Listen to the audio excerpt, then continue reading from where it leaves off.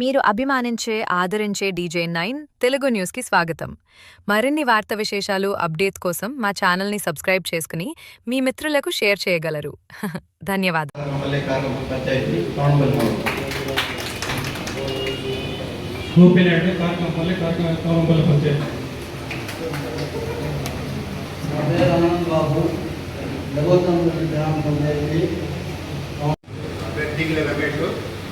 నరవడ పంచాయతీ రావణమల్లి మండలం శ్రీ జనసభ. నా పేరు గిరీష్. కౌంట్ 5330 ఇది పోయినసారి చూసుకుంటే మనకి 2230తో మనం పోయినసారి చేయడం జరిగింది. సో ఈసారి గణనీయంగా ఆల్మోస్ట్ ఒక 2750 సభ్యత్వాలు మనం చేయగలిగాం.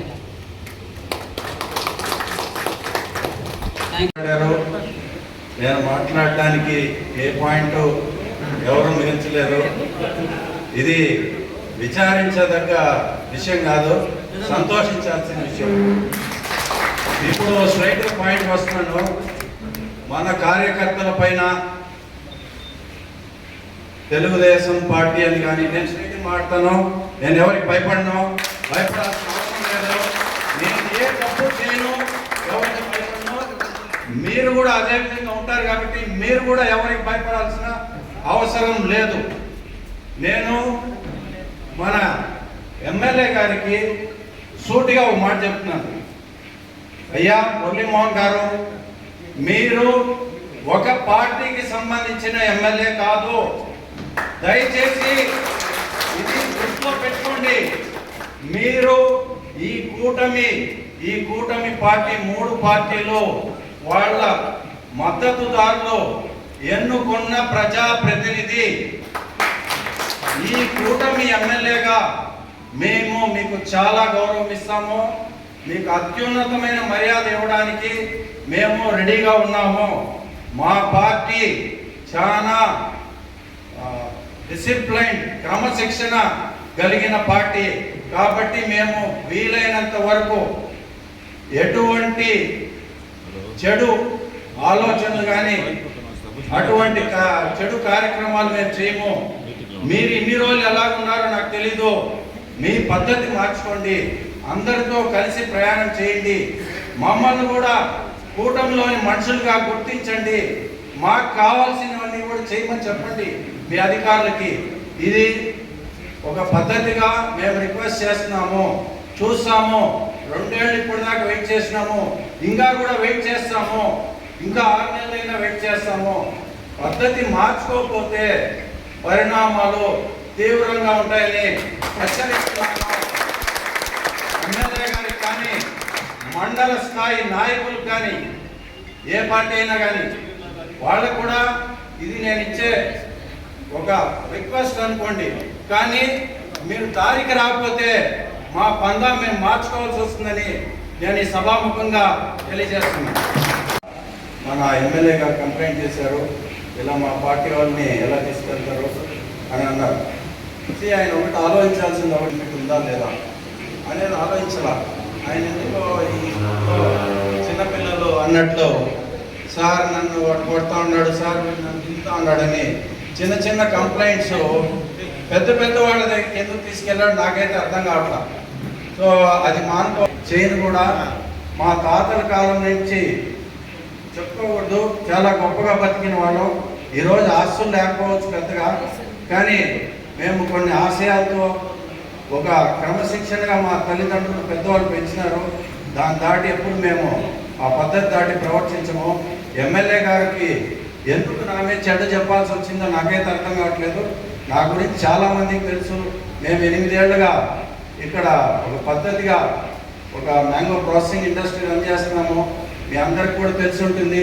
అక్కడ కూడా ఎంత డిసిప్లిన్గా మేము వర్క్ చేస్తూ ఉన్నాం అందరికి తెలుసు. ఈరోజు నిన్నగాక మొన్న ఎక్కడి నుంచో వచ్చిన ఒక నాయకుడు, ఒక ప్రజాప్రతినిధి నన్ను చెడ్డగా మాట్లాడటం నాకు బాధగా అనిపించింది.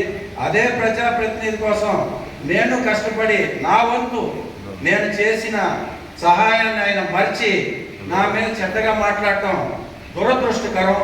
అది కరెక్ట్ కాదని ఆ ప్రజాప్రతినిధికి ఈ సభాముఖంగా నేను చెప్పుకోవట్లేదు, కానీ కొన్ని మంచి ఆశయాలతో వచ్చాను. నేను చిన్న చిన్న కార్యక్రమాలు చేసేవాడిని. కాకపోతే నాకు ఇటువంటి ఒక మంచి సంస్థ, ఒక మంచి ప్లాట్ఫామ్ ఉంటే నాకు ఇంకా నా మంచి పనులు చేయడానికి ఇంకా గొప్ప అవకాశం దొరుకుతుందని చాలా కాలంగా వెయిట్ చేస్తున్నాను. ఇది వరకు జయప్రకాష్ గారిని లోక్సత్తా పార్టీని స్థాపించారు. ఆయన అంటే నాకు చాలా అభిమానం. ఆయన ఆశయాలు అంటే నాకు చాలా ఇష్టం. కాకపోతే దురదృష్టవశాత్తు ఆ పార్టీ అంత ఎదగలేకపోవడానికి అది మన అదృష్టమో దురదృష్టమో మనం సపోర్ట్ చేయలేదు. తర్వాత అంత గొప్ప పార్టీ జనసేన అని నాకు అనిపించింది. సో ఆ పార్టీకి రావాలని చెప్పి నా మనస్ఫూర్తిగా నేను ఈ పార్టీలోకి వచ్చాను. నేను కొన్ని ఆశయాలతో వచ్చాను, ఆశతో రాలేదు. ఏదో సంపాదించుకోవాలి, కోట్లు సంపాదించుకోవాలి, ఇసుకలో సంపాదించుకోవాలి, ల్యాండ్ గ్రాబింగ్ చేయాలి, ఇంకోటి అనే ఆశతో రాలా. మంచి ఆశయాలతో వచ్చా. నా ఆశయ సాధనకి మీరు అందరూ సపోర్ట్ చేస్తారని మనస్ఫూర్తిగా కోరుకుంటున్నాను. సామాన్య కార్యకర్తని, ఒక సామాన్య కార్యకర్తగానే ఇప్పుడు ఒక నెల రోజులుగా చిన్న చిన్న కార్యక్రమాలు చేస్తున్నాను. నన్ను ఒక పార్టీ ఇవ్వకపోయినా మీరందరూ ఒక హోదా ఇచ్చి ఇంతగా అభిమానిస్తున్నందుకు నేను చాలా సంతోషపడుతున్నాను. చెప్తున్నాను, ఎవరు అధైర్యపడాల్సిన అవసరం లేదు. ఇన్ని రోజులు ఏమైనా జరిగి ఉండొచ్చు. ఇది వరకు ఒక లెక్క, ఇక్కడి నుంచి ఒక లెక్క. ఏ జరిగినా, ఎక్కడ జరిగినా, ఎనీ టైం మన అందరు కలిసికట్టుగా ఎదిరించి మన జన సైనికుల్ని కాపాడుకుంటామని అందరినీ కోరుకుంటాం. మంచి కార్యక్రమాలు. నెక్స్ట్ మనం బలంగా ఉండాలి అంటే మన ఉనికి తెలియాలి. మనం బలంగా ఉండాలని విజయవాడ వరకు, మంగళగిరి వరకు తెలియాలంటే మనము వచ్చే లోకల్ బాడీ ఎలక్షన్స్ సమయం చాలా తక్కువ ఉందనుకోవద్దండి. ఇప్పటి నుంచే ఆ ఎలక్షన్స్ మనం అందరూ ప్రిపేర్ అవ్వాలి. మీలో ఎవరైనా కానీ నేను చిన్నోడు పెద్దోడు అనే తారతమ్యం లేకుండా మీ మండల స్థాయి లీడర్లకి మీరు ఎక్కడెక్కడి నుంచి పోటీ చేయాలనుకుంటున్నారో ఎంతమంది అయినా ఉండొచ్చు, ఒక సెగ్మెంట్ నుంచి అందరూ వాళ్ళ రిక్వెస్ట్ని మండల స్థాయి లీడర్స్కి ఇవ్వాలని, మీరు వాళ్ళ నుంచి అన్నీ కలెక్ట్ చేసి అది ఒక దీంట్లో పొందుపరచాలని నా రిక్వెస్ట్. ఈ రోజు నుంచి మనం సమాయత్తం అవ్వాలి, టైం లేదు. ఉంటాయి మధ్య ఎన్నో గొడవలు జరుగుతూ ఉంటాయి. ఇంత పెద్ద పార్టీలో, వేల మంది కార్యకర్తలు ఉన్న పార్టీలో ఇటువంటివి జరగడం సహజం. కానీ ఇక ముందు నేను కోరుకునేది చిన్న చిన్న గొడవలకు పోకుండా, ఈగోలకు పోకుండా ఒక పెద్ద ఆశయంతో మనం అందరూ కలిసి సర్దుకుపోయి అందరూ కలిసికట్టుగా పనిచేసి కష్టపడి పార్టీని, అదేవిధంగా అభినవ భగత్ సింగ్, పవన్ కళ్యాణ్ గారిని ముఖ్యమంత్రిగా చూడాలనే నా ఆశయాన్ని అందరూ సపోర్ట్ చేస్తారని అందరినీ కోరుకుంటూ ఈ సమావేశం ముగిస్తుంది. చిత్తూరు జిల్లాలో ఇంకా మనం బలపడతామని మెసేజ్ నాగబాబు గారి అందరికీ తెలియజేశారు. మేము కొత్తగా ఈ జిల్లా నాయకులకి కొంతమందికి మేము చెప్పుకోవాల్సిన అవసరం లేదు. మా నాయకుడే మాకు రాష్ట్రంలో ఎవరికి చెప్పాలో వాళ్ళు చెప్తున్నారు కాబట్టి మేము కొత్తగా ఆయన తీసుకొచ్చినాం, ఇంకో పార్టీని తెచ్చినామని కొంతమంది అంటున్నారు. వాళ్ళకందరికీ కూడా ఈ సభాముఖంగా ఒకటే తెలియజేస్తున్నాం. జనసేన పార్టీకి సంబంధించి నాగబాబు గారు, పవన్ కళ్యాణ్ గారు ఏ నిర్ణయం తీసుకొని పార్టీలోకి ఎవరిని ఆహ్వానించినా మేము ముందుండి సీనియర్లుగా మేము ఆహ్వానించడమే మా బాధ్యత. ఇది మా వ్యక్తిగతంగా మేమేం చేయలేదు. పార్టీ నిర్ణయిస్తేనే ఆ నిర్ణయం.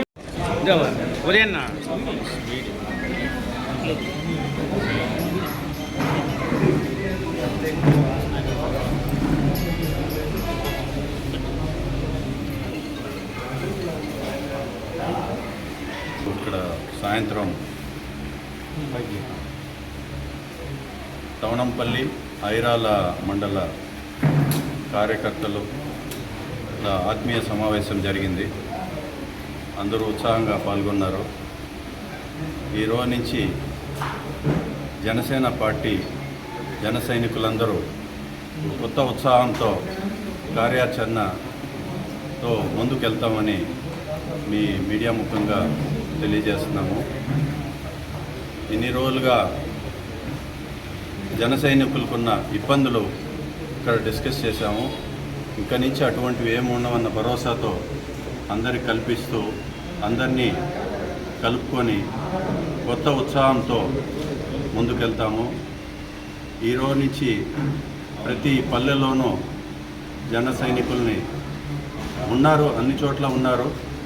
వాళ్ళందరినీ తట్టి ఉత్సాహపరిచి ప్రతి పల్లెల్లోనూ జెండా ఆవిష్కరణ చేయాలనే ముఖ్యమైన సంకల్పం ఈరోజు తీసుకున్నాము. ప్రతి చోట ఎంతోమంది పవన్ కళ్యాణ్ గారి వీరాభిమానులు ఉన్నారు. వాళ్ళందరినీ కలుపుకొని పార్టీని మరింత బలోపేతం చేయడానికి కృషి చేయాలనుకుంటున్నాము. ఒక చిన్న ఉదాహరణ, 2000 ఉన్న సభ్యత్వం, 2000 మందితో ఉన్న సభ్యత్వం ఈరోజు 5000కి తీసుకెళ్ళామంటే ఇక్కడే మీకు కొంత టైంలోనే ఎంత డిఫరెన్స్ కనిపిస్తూ ఉంది. ఇది మరింత ఎక్కువై మేము జనసేన పార్టీ ఒక ముఖ్యమైన భూమిక రాజకీయాల్లో నిర్దేశిస్తుందని మీ పత్రికా ముఖంగా మీడియా ముఖంగా తెలియజేస్తున్నాము. ఈ సందేశాన్ని మీరు కన్వే చేయాలని మిమ్మల్ని కోరుకుంటున్నాం. ప్రతి ఒక్క జన సైనికుడికి